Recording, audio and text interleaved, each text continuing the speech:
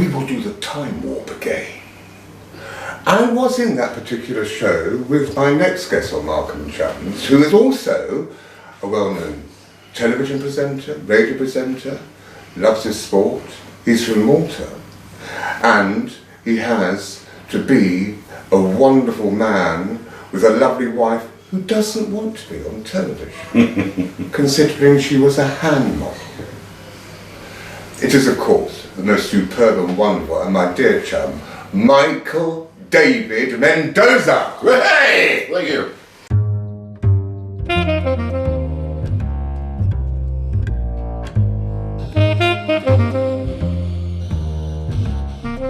You did forget one thing.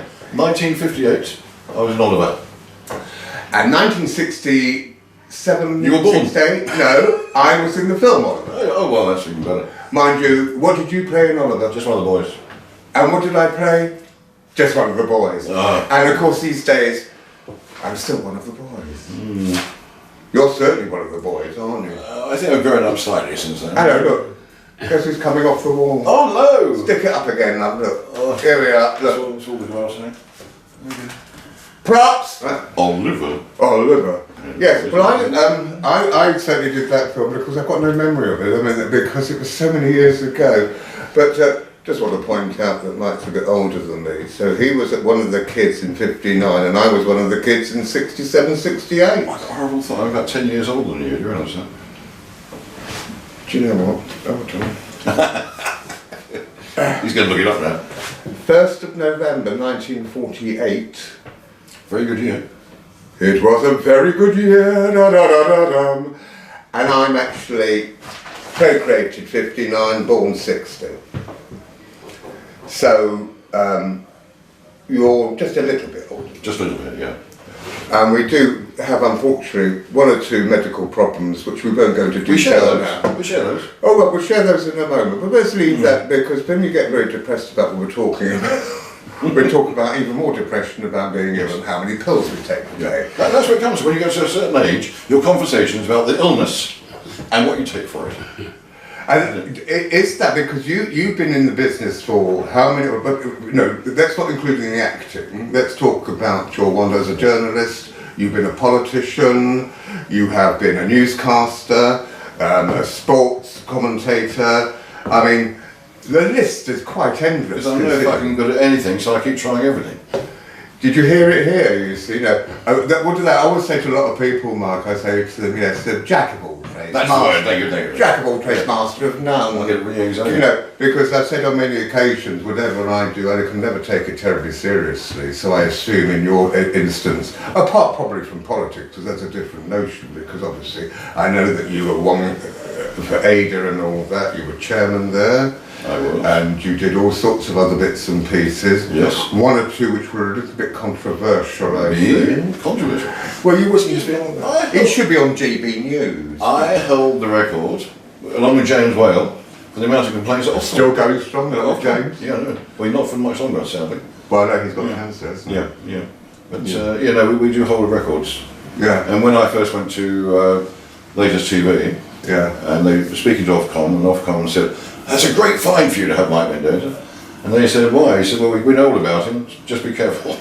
That's a small warning, Well, it's like a lot of people these days on news and all that, because I love, although it's occasionally a bit right-wing, I mean, I don't know what your politics is, I think nothing here, but if you want to talk about it, we can. It's GB News, all the newscasters are getting very pretty, even the BBC newscasters, I mean, it's in Vision ones, not, and also the people are reporting. I have to be honest with you, the weathermen are getting younger. Yes. And I would say, my God, they look like they're all about to, they've either just come out of sixth form, or they're about to go into sixth form. But these days, of course, it's a completely different concept being involved in that side of things, politics and all that. But you, not only were a politician locally here, you also did the news here, and of course you reported on radio and all sorts of things. So how did that happen out of all the rest of the stuff you've done? Which part? We're talking about getting involved in the news? Yeah. Because I was doing a Rise News in London, which is part of Sky, that was on Sky. I've done some other news shows as well over the years. It just happened, just being a presenter and an announcer, they liked what I was doing. That was all. They just went from there. But in New Zealand, back in the early 70s, I was one of the very first to do talk and music, so combined. You know, before just either music as a DJ. And I used to follow, I think it was, trying to think who it was now, Terry Wogan. I think it was the first one. He had a style. And I Wonderful. And I copied his style at night. Yeah. And I became number 1 in New Zealand at night time. Yeah. Which is great. So thank goodness I. And that was on radio? On radio, yeah. Well, Terry Wogan, like, he preferred the radio to the telly. Yeah. You know, because he said, I'm always in somebody's front room and all that. Did you find that the situation? No, I was in most people's bedrooms, apparently. And both in New Zealand and here, pillowcases saying I get to bed with Mike Mendoza. I should have brought one along with me, shouldn't I? I've got t-shirts. Are they still available, Mike, from Amazon? I've got one left. Overused, isn't it? No, it's still wrapped up, never been used. Still wrapped up. No stains, nothing. Bit like you at the moment. I'm falling out. You can take that off now. I'm falling out. Yeah, I'm going to keep mine up. You know, I said you could rent it. These are actually rented from Betty Swallow Costumier Department for Boas. It's astounding. I've also got t-shirts. I've got quite a few t-shirts left, I think. Yes, just confirmation of that. Well, it's nice to keep that sort of thing, isn't it? How long ago was that then? I got I got a t-shirt which I think you wore and my wife wore. Got some Radio Eye in Auckland, so that's back in early 70s. And the other t-shirt. Music is a beautiful. I love it. Might go back there one day. My wife won't go, but I'll go home. She hates the accent. But I'll be over with you, darling. You can have a white and I'll have a red. Yeah, she'll be on the Vino Bianco, dear, and all. It's not Cinzano. And I'll be on the Vino too. But she hates the accent. She will not go into New Zealand or Australia. And I lived there for 18 years. Why is that there, love? She hates it. G'day. So we come here. What makes me laugh so much about Australia especially, and Kylie Minogue and Jason Donovan are really pissed off. They're pork pat neighbours. Well, they hate each other. And they're supposed to do the last episode of ever 2 years ago, and of course now Australia's brought it back again. And Kylie's not happy. One of my best mates was in that, Alan Dale. Alan Dale, yeah, I know Alan Dale. He played Jim when I read you up in Alan Dale, and he had a heart attack in Neighbours, didn't he? I remember he died, yeah. He went very, very red. It was the best heart attack I've ever seen. That's for Australian television too. That's because he'd fallen out with the production company. Yeah. Oh well, yeah. But he had a heart attack. Well, no, but as the character. Yeah. But they killed him off because of his attitude towards them. Oh really? Yeah, really big bastard. Well, he died very well. I remember him going bright red, and it wasn't makeup. I think he was probably furious. He's done very well since then. Yeah. Well, yeah, but people didn't like. I mean, a lot of people didn't like Guy Pearce and all that from Neighbours, who went on for Hollywood. You know, Kylie and Jason and all that. The list is endless. Well, Alan's doing a lot in America now. In fact, he works mostly in America. Yeah. He's in a lot of. Have you ever done America? I've done America. It's a bit like in the nicest possible way. There's a couple of poems almost like that, isn't there? No, yes, I have. Yeah. Yes, I'm just thinking about that twice. Nighttime radio show in Los Angeles, and then I joined up with Al Rantel to 4KB or 4AK, whatever it's called. We did a nighttime show from TalkSport. Fantastic. So we did a drive time show into Los Angeles, which was very, very popular, and including my fans became John Travolta and his wife at the time. And they came over here and did an interview with me. You see, we only get style on this channel. We do. All the stars come to me. Yeah. And if you're wondering why Mike keeps on looking over there, because his memory is fading like mine, his lovely wife of 32 years, Jennifer, who doesn't want to be with it. You don't want to be. So he's looking across there just for confirmation, just in case he gets it wrong. She'll hold up boards about it and with names on We should do that with you. I sometimes have to. I mean, I just made a film with Sarika recently, and luckily the shot is like that. So they see the beard, they can see me, and I'm playing the master who's a sea captain, right, like that. And luckily the script was right back, it was so close I could read it. Luckily, because with my eyesight, I'm going, I was a bit of poetry by Energy Tickets. And I looked and I said, you know, that's terribly good considering you didn't know the lines. But that's the point. Did you, in those days doing radio, and because you did television as well, and all that, did you have a soap opera there? I was in a soap opera in New Zealand as well. You did a soap opera in New Zealand? And then I went to, Alan and I went to Australia together. Alan and myself went from New Zealand to Australia. We were in a soap opera in New Zealand called Radio Waves. And then we went to, Alan got straight into Young Doctors. That's a bit prophetic, Radio Waves. Yeah, that's how we got into it. So we went to Australia, he got straight into the Young Doctors Oh yeah. And I won't tell you how he got the part, but I'll tell you off camera. Oh dear, no, do tell us on camera. Oh no. Sorry, Alan. It's got an awful lot to do with casting directors, and he was. Oh, we don't have And he was very lucky that his casting director was a female. Mine wasn't. Yeah, I had that happen to me as well. What, female or male? No, male. Male, you see. Yeah. It's all coming out Oh, now. I did play school. A long time. Play school? Play school was good fun, yeah. Yeah, it just goes to that's my youth. Play school. Yeah. Here's a house. Here's a door. Here's a window. 1, 2, 3, 4. I always used to like the arch window. Oh, did you? And for some reason, you remember it was seen, it was in black and white, it was like a Dalek exterminator. You went into negative and came out again. It was, that's my youth. And you were in that? Yes. Right, that was, And that was a most awful setup because you were not in the same studio as the person playing the piano, for example. There were quite small studios in New Zealand at the time. And we had the piano over there in a different studio. We were in this one doing our bit. And suddenly they started to sound like that, so you both start at the same time. Yeah. And usually out of tune. And it was before all this business. Yes. Yeah, you know. Oh, yeah, I mean, back in those days, I mean, did you have auto cue for, and radio, of course, you know, I mean, your shows were, because I know you went on to do a lot of sport. No, I didn't actually. Well, talk sport to me seems to... Talk sport is very confusing. Talk, me, sport, other people. And that's where it got very confusing. The name I of thought was so, because, no offence to all of our viewers out there, we're not quite sporty types, are we? No. You know. No. So James Miller and I were the talk ones at night time, late night. So like this sort of show, it was a talk show, you got people in. Yes, yeah. Did you spin a few discs and all that? No, not that. So it was a proper like this in. Just got attacked by a poster.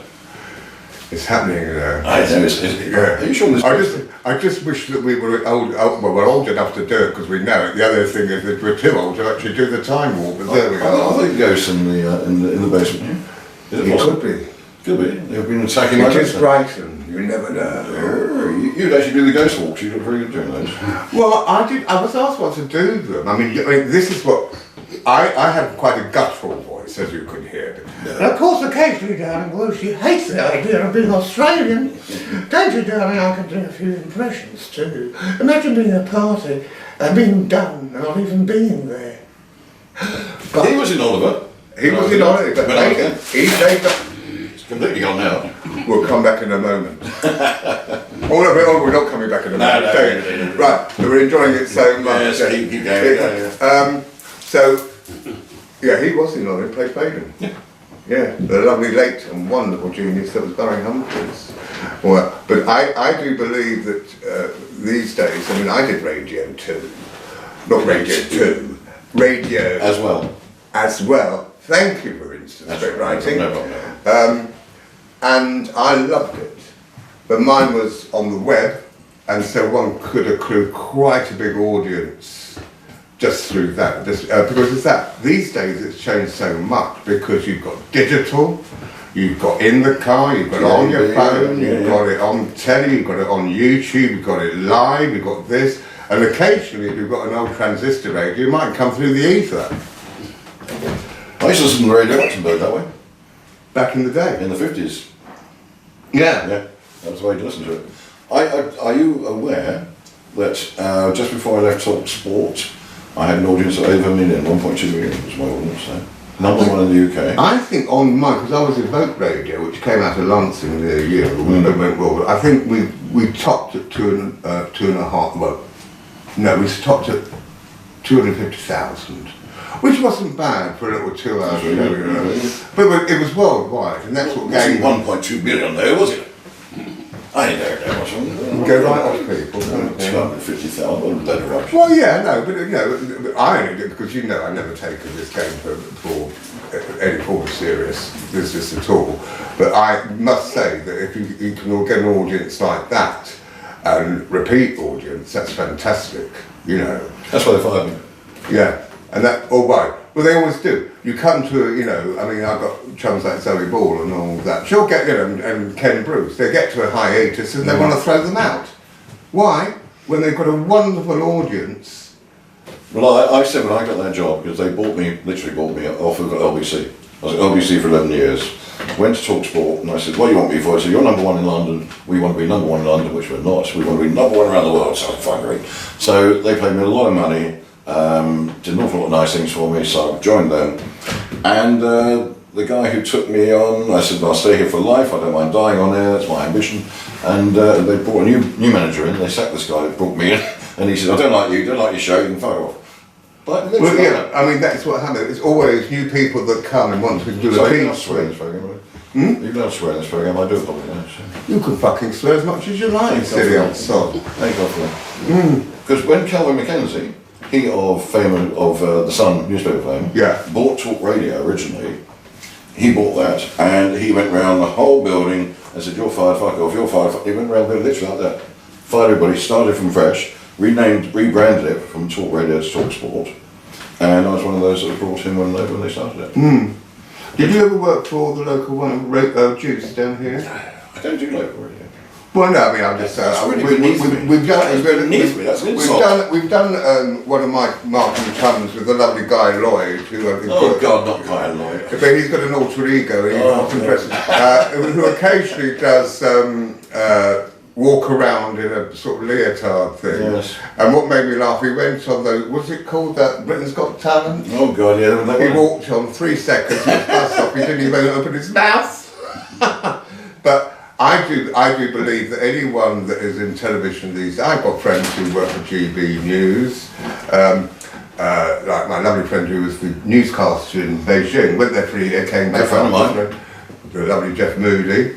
He's building a house, you know, he's been living in a tent for 3 months, he's now got a caravan. He's coming down to do his show. We'll have to get together when he comes down. We'll have to do. Well, Jeff was actually one of the first with me on latest TV. Yeah. And he and I did the news together there. So he was the first, and I came and joined him. Yeah. Well, he did say to me. He said when I communicated, because he started out as a kids presenter, which is amusing. And he went on to do all this. And he said, I've been invited. You know, I did an interview to go to Beijing. I went. Oh yeah, he said, do you think I should go? I said, as long as you don't eat dogs, I don't mind. It was there for a 9-month, 12-month contract, stayed for 3 years. He's now back and now works for GB News, but we're going to be seeing He's got a fabulous voice. Oh, he's a really kind, lovely man. He's now from the tent to a caravan, and the roof's just gone promoted. At his new house. Fabulous. Fantastic. Yeah, because he got me into Arise News as well. He was at Arise. And he said to me, there's vacancies here if you fancy. Fantastic. So he got me into there. You see, it's not what you know, who you. So on that note, we'll be back in a moment.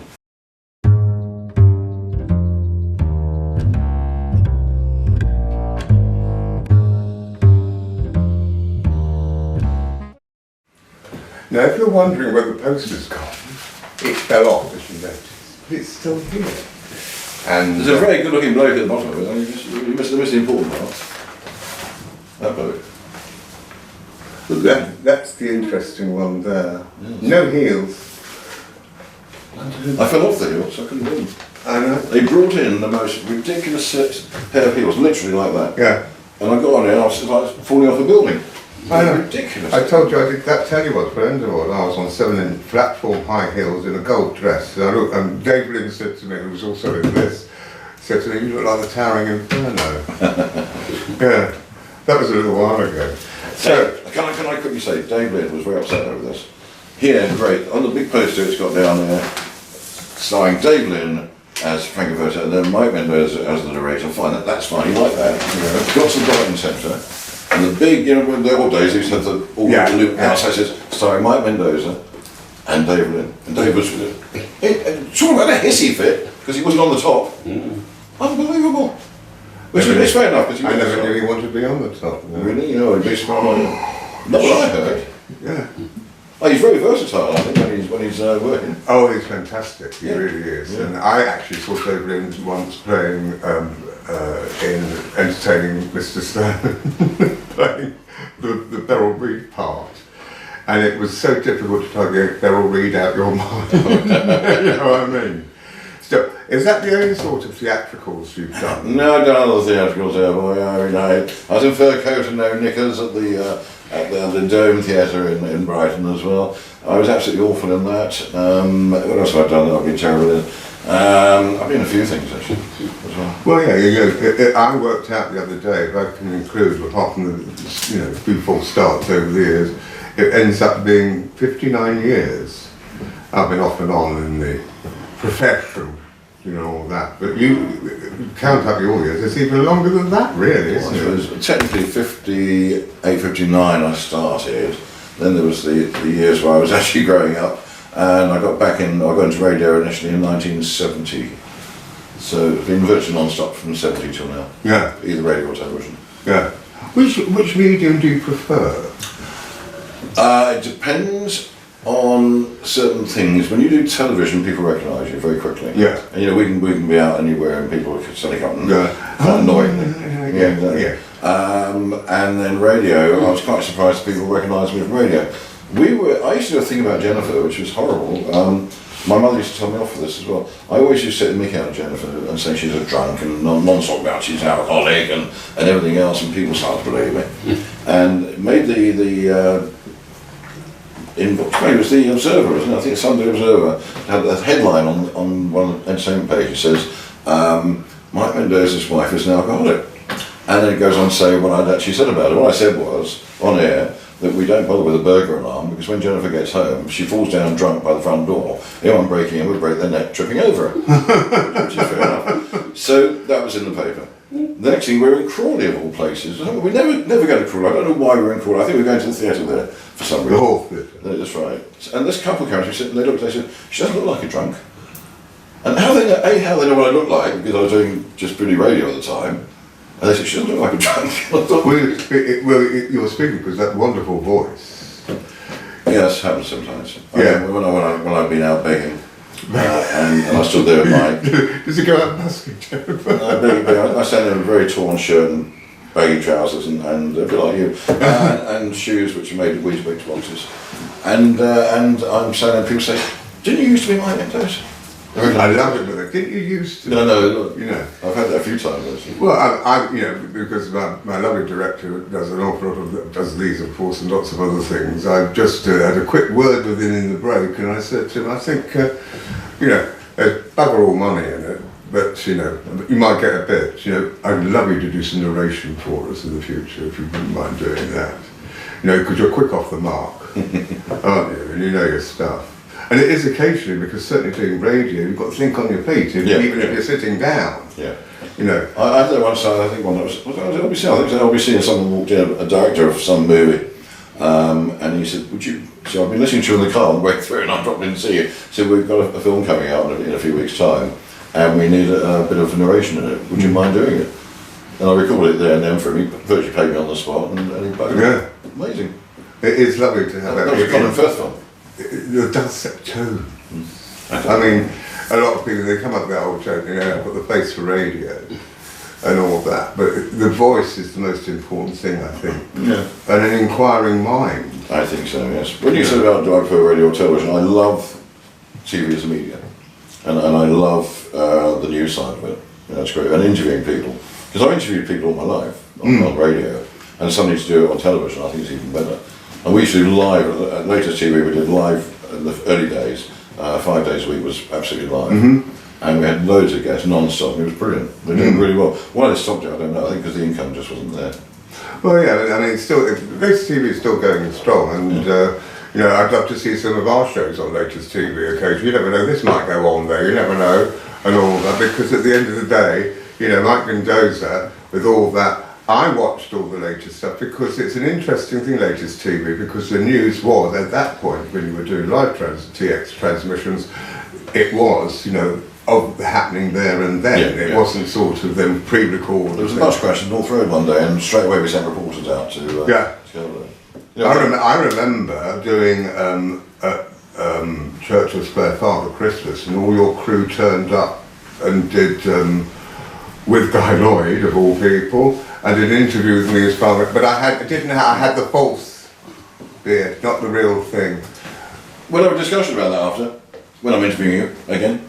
Well, about that. You and I had an argument about that once. You'd like me being called Santa. I don't know. You had a whole thing about that, and then you did the other thing about your Father Christmas, I'm Santa. And you said you didn't like it. And then you went on about real beards. Yeah, And he has a real beard. Well, it's actually, you think it is, it's not. It's very good. I But think of course, because Mike Mendoza, he's not, we're all in the business together, whether you be called Santa or you're called Father. I prefer Father Christmas, he prefers Santa, I understand it. And no matter whatever you're doing when the small folk are there, they're going to call you Santa or Father Christmas. You have to go with whatever the child says. You can't actually say, no, I'm not called that, and all that. But you've been doing Father Christmas or Santa like me for many years. It's at least 20 years. Yeah. 20 years. Probably of course. more than 20 years, isn't it? It must be more than 20 years. And you played Santa in Malta and... I was the official Maltese Father Christmas. That wasn't Santa, there was Father Christmas there. And you know what? Father Christmas in Malta is like being the Pope. You are revered. Absolutely. And I had no idea. We had literally, and I've never had thousands of people. Jennifer's got photographs of queues of people around the block to come and see me. And this is from the beginning, literally beginning of December the 1st, up until January the 5th. Because they're that's a long one. well, I know sometimes Europe do. They do it on the 6th, don't they? Yes, this goes till January the 5th, so it's a nice big lot of money. But apart from that, See, there is money, it's not in. I get paid just once a year. But the thing is, because you're like the Pope, you get more adults than children. And it's amazing. So even the adults come and want to sit on your knee. And I had one day this rather large lady come up and jump on me, literally jump on me. And I said, what would you like for Christmas? And she said to me, I'd like a baby. And that sort of stopped me in my tracks. And I said, I'm a bit busy at the moment, would you like to come and see me later? Not realising that what she literally wanted a baby. She Thinking that she was Father Christmas infertile. would provide the situation, I almost didn't- the Immaculate Conception. Exactly. No, but later on I realised what the problem was. I had about 6 or 7 women do this. So obviously they thought I could. But the worst part was someone coming along with a baby who was dying and said, can you please give my baby life? Yeah, And that's when you think, oh, this is really a serious thing. yeah. Really. So I haven't done it this since then. But no other reason than we had an argument over where I wanted to stay. Yeah. That's what I've been in a situation and I've sort of retired from him. You're still doing it because he's going to do this. Hold on a moment. He's out. And of course this year you're still doing it. You're going to be the I-360 from what date This is my 4th year on the I-360, and I think we start on the 2nd week of December until Christmas Eve. See, Christmas Eve is quite a nice time to finish, isn't it? No, Christmas Day. I love doing Christmas Day. Oh, well, no, I actually did Christmas Day for several years at the Grand. Oh, that's funny. That's what I did this year. Last year. Oh, did you do it last I did the Grand last year, yeah. Yeah, and I sort of retired from it, but occasionally you get somebody phone up or they send you a text and say, oh, have you still got your beard? And I said, yes, because I had to keep this for 1 or 2 films I've been doing. And I said, well, I won't take it off. I did trim it today, by the way. Very smart, very smart, very nice. Thank you, so Georgie, so that's, but you have this wonderful beard that you stick on, but it looks like the real thing. I mean, it's no muck. It is good, isn't it? It's none of this Very acrylic. expensive, very expensive. But, some of those acrylic things that people Oh, God. put No, mine's real hair now. and you've got the right hair for it. Yes, actually, when I do grow my hair much longer, I don't bother with the wig. Well, actually, with that hair, if it's longer, you could look like William Hartman in Doctor Who, couldn't you? Yeah, he's dead. Yeah, well, yeah, he died too young. Yeah, so that's going to be this year. So you're not going back to Malta to do Father Christmas? No. But if we can come to an arrangement, and I let the I-360 down quite a few years ago to do Malta. Again, Malta is money, obviously, for months' work is a lot of money involved in it. Let's face it, you might do Father Christmas as a vocation in life. No, I do it because I'm getting a bloody lot of money out of it. Yeah, but I know I did it for money. I mean, I did a lot of charity work too. Yeah, but I see you do a lot of charity work, but no, I've been doing it for over 15 years, not as long as you, and I would say probably 5 times out of any performance in 1 year would be a charity thing that I do for nothing anyway, because it's just part of the way I am. But as a lot of people say, certainly in our business, they say to, like the lady here at the Fox, we're at the Fox on the Downs today, opposite the racecourse. I said to her, because she looked at that and I said, yes, it's all real and all that. And I said, we've been here many times doing these shows and all that. And she was saying, so what do you have? I said, occasionally Father Christmas. But what do you like? With acting, what do you like about acting? And I said, I'd like to be paid.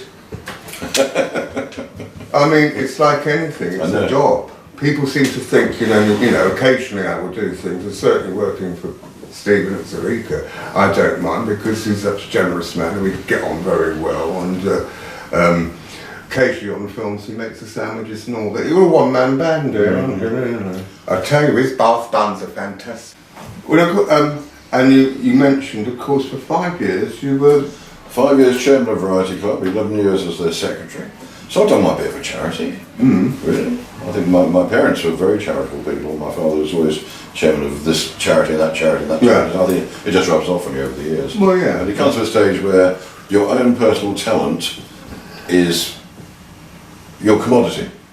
Well, You've got nothing else to sell but yourself. You're a commodity or a brand or whatever. And everyone wants a bit of you and think you can get it for nothing. Yeah, which you can't always. I mean, if I wasn't doing anything else, the majority of times if you do charity, but you do get your expenses and some drinks and things like that, which I don't mind, and sometimes it could be like only for half an hour. I mean, I haven't eaten or drunk anything for about 2 weeks now, so I was very welcome to come here today, because I know I'm going to get something to eat and drink. Yeah, well, of course, it's very, very I'm fading away, really. How much we left? That's as we have a mutual friend called Andrew Kay, I did a Marc and Chums with, and he always looked at his stuff and he said, "You know what, Mark, this is my CV." Yes. Yes. No, we had a lovely show with him some time ago. Great fun. Oh, better than mine. Better than me.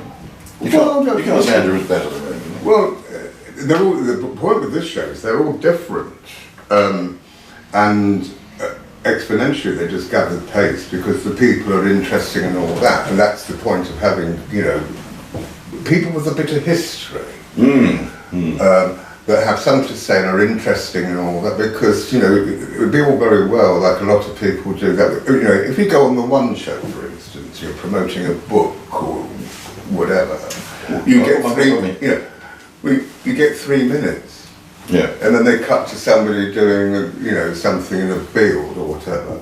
So this sort of show broadens it out, and you've got more things to say, and people can then get to know you as the guest. That's the point of it.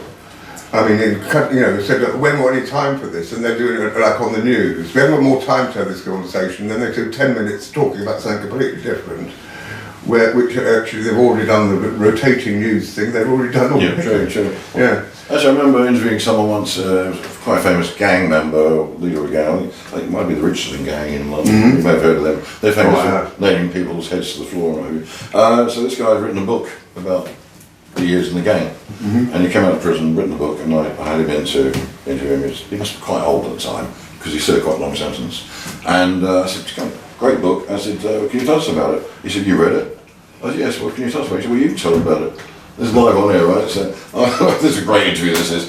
And so I had the page, I said, well, here, got some lovely photos. He said, yeah. And I said, well, what about it? It's amazing, how did you manage to do that? You read it, you tell people what I did.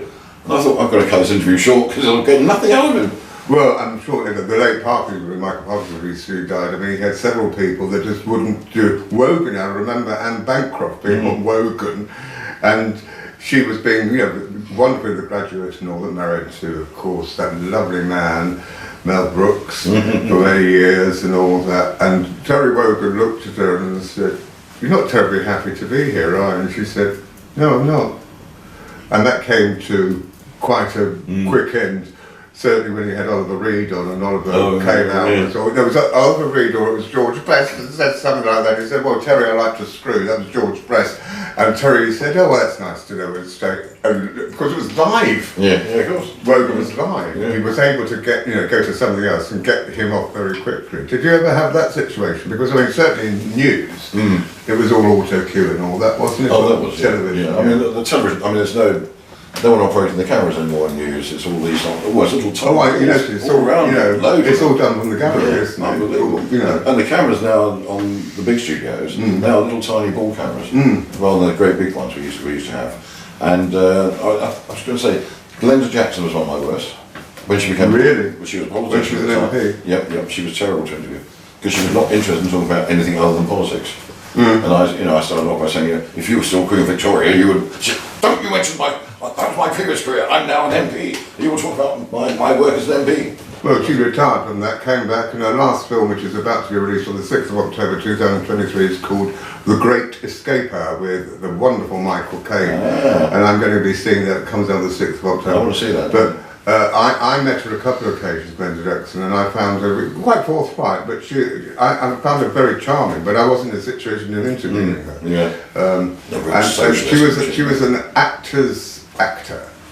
She liked all that part of it, but of course when you move on from that, you know, you've got something else on your mind. And she was Labour MP for, was it Hammersmith or Hammersmith? Quite a long time. For ages and ages. And But politics was her life for a long time. But you've been a politician yourself. I have, and dare I say I still am, slightly. Right. Slightly. On that note, we'll come back and find out. No!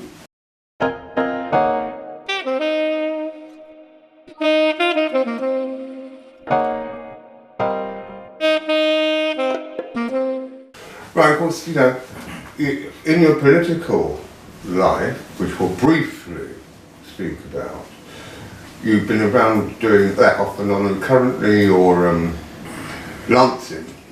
Lancing chairman and leader, which so far has gone really well. Whether I carry on next year, I'm not sure, because election's next year. Right. I started off with the Tories in Hove, Wish Ward, when I came back to the UK, sort of mid-80s. Mm-hmm.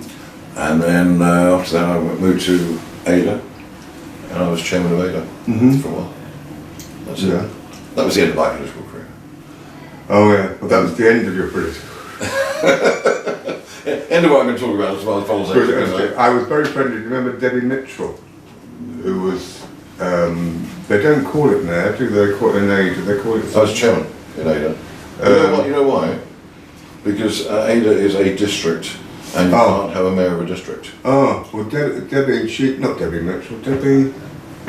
Yes, Kennard. Debbie Kennard. She used to do my radio. She was hilarious.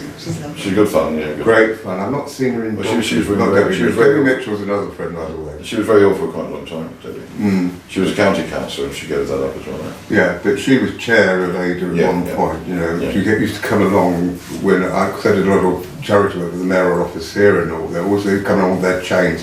Honestly, it was like a plumbing shop with the most beautiful chains to flush the loo, if you know what I mean. So moving on from that, of course, you and I. Sorry, just quickly, but you mentioned Debbie and her chain. So every year we were allowed to go to Buckingham Palace for the garden party. So Debbie goes there, and everyone normally has their Rolls Royce and what have you taken them up there. She goes by train, gets a bus on or whatever it is to Buckingham Palace. She's got her chain in a Marks and Spencer's bag. Oh yeah. They wouldn't say no, she put it on when she got there. I remember we had a gathering of mayors, with one from Eastbourne, and he came along with his chain. He didn't have all that. It was in a Sainsbury's carrier bag. Yes, I think, yeah. When I was doing the city site cleaning, as I call it, city sightseeing as it was back in the day. Oh, happy days. Sorry, I interrupted you then. That's all right. Now, of course, we're both of an age,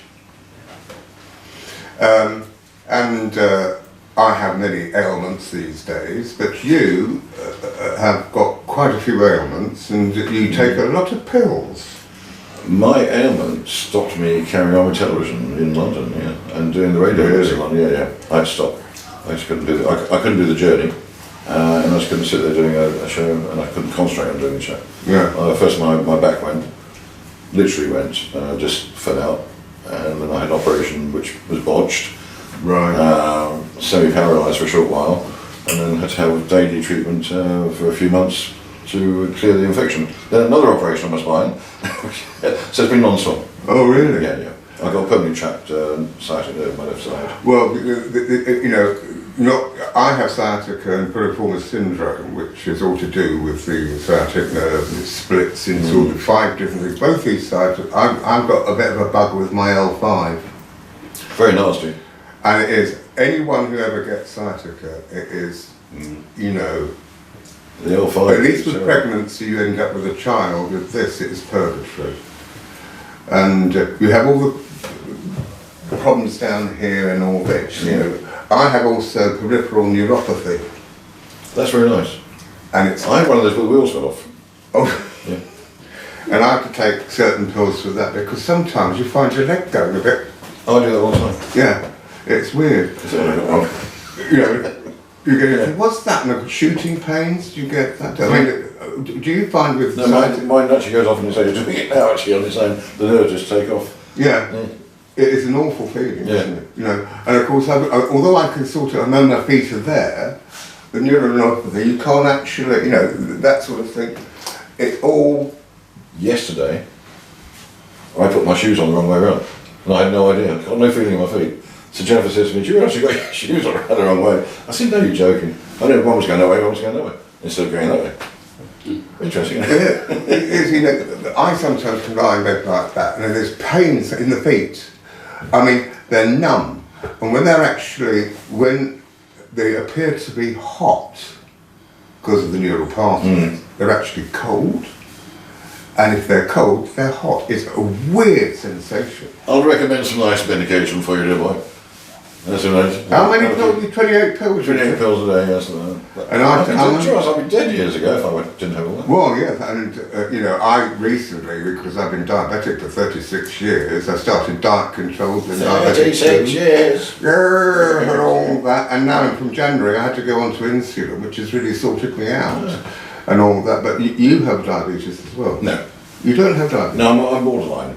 You're on the, I've been trying, but I can't get it. you're on the cusp. I've been trying very hard. Yeah. But it doesn't. So you don't mind actually sitting down and having a great big lovely tiramisu or chocolate or anything like that? No, I sit down every night and I always make sure I release a bar of chocolate. Large bar of chocolate, at least. It's a diabetic. And a few other bits and pieces. Well, in fact, with diabetes, the thing is, people say, we sit down and had a whole box of milk tray or whatever it is, you know, which I would do, like one after the other like that. That isn't the problem. The sugar isn't the problem. It's the carbohydrates that convert to sugar that causes a lot of problems. You end up with this terrible dyspepsia problem. Should we do a medical program next time I see you? We should do, shouldn't we? Yeah. Yeah, but I mean, the illness is something, but you just soldier on with it, don't you? Whatever the situation. Yeah. I could not stop and do nothing. It drives my wife mad because I'm always doing something. She would rather me relax, I'd go out with her, do something, have a good time, but I would rather be working.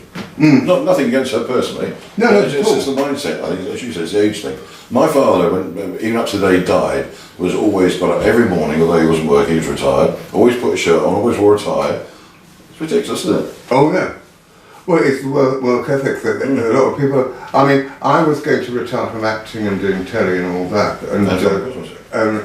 but I did actually stop doing Father Christmas. The only thing I miss about it, which is a lovely job because you're sitting down all the time, which is marvellous, is I miss the kids and sometimes the adults because I've had newly born babies given to me. I said, "How old is this child?" She said, "Oh, about 8 hours." I said, "You come from the hospital." Still fresh. Oh, gee, are you not giving me your newly born baby? I want that photograph with his first Father Christmas or Santa. They didn't cry. Of course, I've The amount of babies I had, it's unbelievable. The parents are so happy to be there. The parents are thrilled and the baby stuff's not for them. Yeah. But it's a mindset thing because you've got to be a psychiatrist and all sorts of things when you're playing Father Christmas. What is scary about Father Christmas? Why is it scary? Kids look at you and go like that. It's a double take. I've had that a lot of times. Always a double take. And sometimes quite the grottos or wherever you're based can be quite dark, and of course they see this lump in the corner, and it's like, it could be a telephone box. Yeah. It could be a post thing with a white beard. It could be a Dalek. Of course, it could be a Dalek. Yeah. Exterminate. We've done that a couple of times over the years, darling. Yeah, but that, you know, illness when you are precluded from doing anything that, you know, you love doing and all that. Like me, I decided, you know, like yourself, I decided, well, no, as long as you can, do it. Yeah. I'm very lucky because I've got a very good setup at home as well. Yeah. So I can do both radio and television at home if I want to. Yeah. I've got all the cameras and the lights, everything at home, which I use. Yeah. I do a lot of my interviews at home. Oh, yeah, yeah.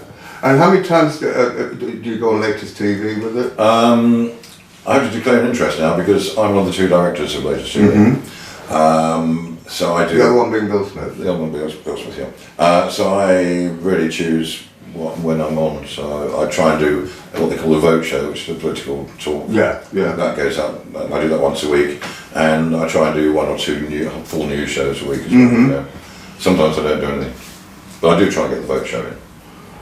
They can't fire me. The vote show, yes, that's on if we do one, but that's repeated. That goes throughout about the 8 times a week, yeah. I mean, I did a show with Andrew Kay many years ago, because he's done lots of talk shows on latest TV, which was called Cook It, where we were in, asked him, would you come along and do this and be a guest and all, and we did burgers or something like that. It was hilarious. They couldn't find a chef to do it, but they found one in the end on that day. We went in and did it up at the Tech College up here.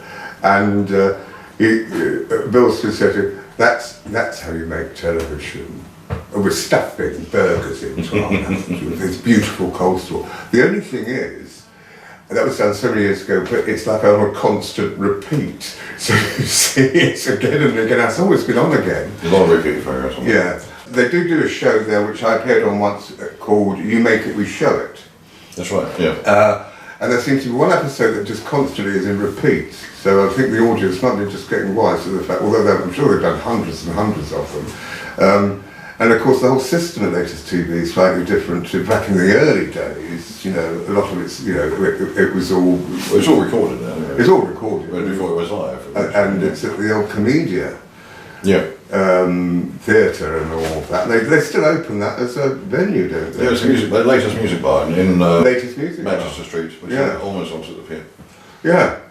I mean, great stuff and all that. So it's very clever because what they've done is they've got a normal room, and then suddenly you open the back doors and it's a green screen. And we can change the back set. Well, I've appeared on it twice. I mean, I know you've appeared on there as Santa Claus on television, dressed in your wonderful thing. I've appeared on the Andrew Kay show twice. I saw that, but you were and once on my own doing the whole show. Oh, but I was eating my one. They stuffed me with mince pies as I was trying to do a talk for Christmas, and of course try and talk and eat at the same time, so everything was splattering out as it was going in. It was quite funny at the time. Yeah. It was quite humorous. You've got to see it to believe it. Yes. You know, I I did too, and then he did one with the lovely Ty Jeffries, Lionel Jeffries' son, also known as... Have you seen him recently? Miss Hope Springs. I've not. He's moved. He's in Hove. No, he lives in New Haven. Has he moved? Mm-hmm. Oh, because I saw him a few weeks ago and he'd grown a beard. Yeah, I think he's slowly. Miss Hope is not going to be around much longer. There'll be no hope. There'll be no hope. But he's a brilliant pianist, lyricist, great. He's very, very good. Great entertainer. Excellent. It's all the genes, isn't it? You know, dear old father. His father had no idea he was gay. His father had no idea he was gay. Really? He didn't come out until his father died. Good heavens above. Do you know that? No. So you learn to say every day you listen to me. No, but no, he's great. I'd love to have him on the show actually. Another one, I'm not going to tell you on your show or any other show, but I had, I've got a name now, I found out, I was told how Natalie Wood died. Oh really? So that one. Who told me that one? You forgot the name now, haven't you? She played Jennifer. Stephanie Powers. Stephanie Powers. She was a lovely lady. Stephanie Wood. Natalie Wood and Stephanie Powers. No, Stephanie Powers told me how Natalie Wood died. Yeah. That's it. I can't say anything. Well, but I remember Stephanie Powers did that wonderful show with Natalie Wood's husband. Heart to Heart. Heart to Heart, with the wonderful Max Yes. and the dog. Oh yes, yeah. And that was a huge success, wasn't it? Yeah. Yeah. Wonderful. But she was probably one of my best interviews. I loved her. I think she was great. Yeah. I mean, it's interesting. I mean, when Michael Parkinson died, a lot of people said, didn't they, you know, or when he's been interviewed himself rather than being the interviewer, he said, who was your favourite and who was your worst? Yeah, everyone asked me that as well. You know, and of course he really found that bloody emu a problem, if you remember. Yes. Which actually was going out live. So get rid of that bloody bird. But you know, people like Mitchman, or there was no communication. There was nothing. It was all yet no. So I mean, you've had several of those, but you know, Stephanie Powers, you know, one of your greats. Anyone else? As greats, not off the top of my head. I can't think of so many. I need to write a book about them. I might do that one day. Yeah, absolutely. Yeah. You know, I mean, I'm very lucky because, you know, with the internet and all of that, you can then, on iPlayer, you can go back and watch all these things. Yeah. And a lot of the huge stars, no longer with us, but we have the opportunity of seeing them. On YouTube, there's an interview of me with Francois Pascal, Oh yeah, And that Peter was Sullivan. and that was in the early days of latest TV. And I think we've had nearly 2 million hits on that on YouTube. Really? They made a lot of money out of it. For that. Yeah, she did Mind Your Language. She also was in that wonderful film There's a Girl in My Sleep with Peter Sellers. Yeah. And she does a radio show now. Does she? Yeah. I don't know where it's out of. I always sort of share it on my thing or support our. You know, if you do something that's a support our Mike or whatever, because they never support me. But at the end of the day, it's nice to support what people are doing because these days there's so much, isn't there, in our business, and there's so much that people can pick and choose. Which is why audiences have changed so much over the years. And the other thing is you've got young kids now who go into television, you get millions of people watching, star overnight. No one treads the boards anymore. You know, no one starts at the bare beginnings. You know what I mean? They go straight out of college or just kids in the streets and they get found and they're making millions without actually having to work at it. Well, that's it. I've always used the adage, and I'll repeat it again. You know, the word celebrity is an anathema to me. I often say to them, well, these celebrities, what the hell are they celebrating? The lack of talent. And, you know, you also get people that haven't quite got there, but they do that, you know, the 15 minutes of fame, Andy Warhol said, and think that they're going to be, you know, they want fame. But fame costs. It does. And at the end of the day, you don't want to be in a situation. I mean, like you said earlier, you know, you get recognised by your voice and things like that, or seeing you and all that. I did a reality television show down here many years ago called Brighton Rocks. Yeah. The only time I got recognised was standing in the post office queue. Aren't you? Aren't you? And I said, no, I don't think I am, but thank you very much. It looks like me, yeah. Still. Actually, June Brown had that, and we were out with her one day, and people were queuing up to see her, and I said, it's not her, it's a lookalike, it's not her. It's not her at all. And then suddenly shows up her bag, she's got all these cards with her, already signed, photograph and a card. So what we're coming up to, we're coming up for Christmas, you've got that lovely season coming up, it's going to be the i360, from London, the dates? Oh gosh, I think it's from the 2nd of December to the 24th of December, various garden centres, schools, all over the place as well. Yeah. And if there's any link, I'll be putting it on, don't you worry. I have a choice. We talked about beards before. I have a choice of 2 beards. It depends who you work for. If you work for a traditional outfit, they want the good old traditional, old-fashioned, all the way down here, the big old beard which I've got, or they want natural beards. Yeah. So my natural beard, which is not my natural beard, but looks like a natural beard, they've got no idea it's not real. Yes. It is so good. And i360, because young people book me there. Everywhere young people book you, they all want the modern one. Strange, isn't it? Well, I actually have a beard anyway. I remember when I've been to do one or two, like occasionally do a telly as Father Christmas or whatever, they say to me, and I stick the other one over with dear old spirit gum and all that. Oh, but you got a bit. I said, no, it's all right. And I said, some of these makeup artists got no idea, because you could just put it on and then it just hides that. Well, if that's what they want, that's what they get. I remember watching you on this is terrible, isn't it? It's a bit like a stalker. And you were actually getting dressed one day. Ready for Father Christmas. Yeah. You used to put it on Facebook, do you remember? Oh yeah, that's on probably one of the first Marc and Chums. Yeah. I'm not Santa. You're taking all your makeup and everything. You're putting all the stuff on. Brushing your beard that way. Yeah, I did a film with Zalika where I played, it was called Dr. Eisenhurst. It was grand, wasn't that grand fun when we did that? And I had to, because it was a real full old thing, so I put it out that I looked worse than Einstein. It was out here. I could have actually gone up Sinai and got the tablets. You know what I mean? I did look a bit sort of like that because, I mean, even... You couldn't carry 28 tablets though, couldn't you? Well, there were 3 of them. There was the 15 commandments, but he dropped one. Still, but on the note, I'd like to thank very much Mike Mendoza for coming to see us today. Thank you. It's been a brilliant show. And please support Mike at the i360 and all the other things he does. Thank you, Mike, for coming all the way from... He's come a long way. I have. Shoreham. And it's just a long way. Keep well. You've got no idea how far it is. Keep well. Thank you so much. Lovely wife for coming too. Thank you, my lovely wife, for coming. Yeah, you just want to be on time. But thank you again, my dear. Well, thanks for being my chum. Thank you so much.